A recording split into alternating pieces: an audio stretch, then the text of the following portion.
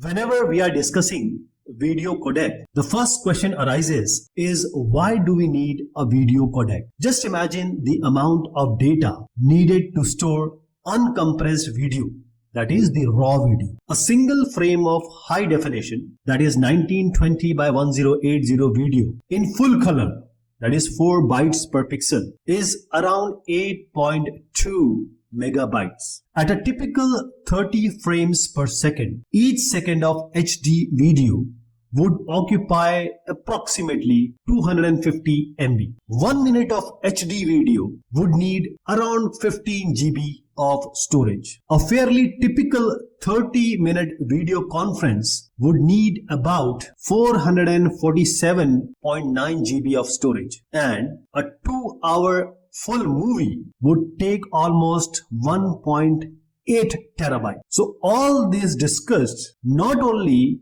in this case, the required storage space is enormous, humongous, but the network bandwidth needed to transmit this uncompressed video or a raw video like that only would be enormous. Imagine 249 megabit per second. We are not including audio and overhead. So because of the sheer size of uncompressed video data, it is necessary to compress it significantly in order to store or to transmit this video or data over a network. Now this is where the video codecs comes in. Video codecs compress the video data and encode it into a format that can later be decoded and played back, or it can be edited. Most video codecs are lossy. There are two types of video codecs, lossy and lossless. So most of the video codecs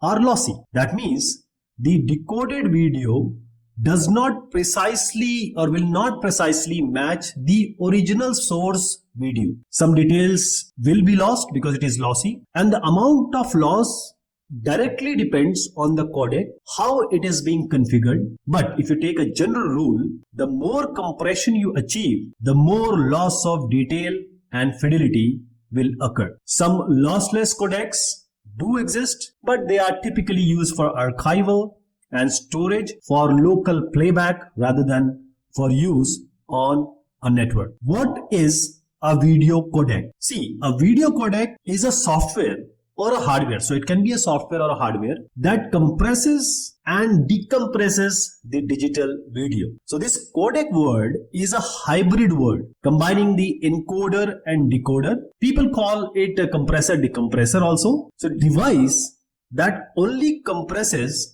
is typically called an encoder, and one that only decompresses is a decoder. So in all, a video codec is a hardware or a software that compresses and decompresses digital video to make the file size smaller and the storage as well as the distribution over the network or the internet of the video easier. Additionally, codecs are used to optimize files for playback as well. So at the most basic level, a video codec applies an algorithm. It can be discrete cosine transform, it can be fast Fourier transform. There are many algorithms that compresses video files into a container format. When the video files are transported, particularly on the internet or web, the codec decompresses them so they are suitable for viewing purposes. Video codecs are essential to the process of video streaming. That means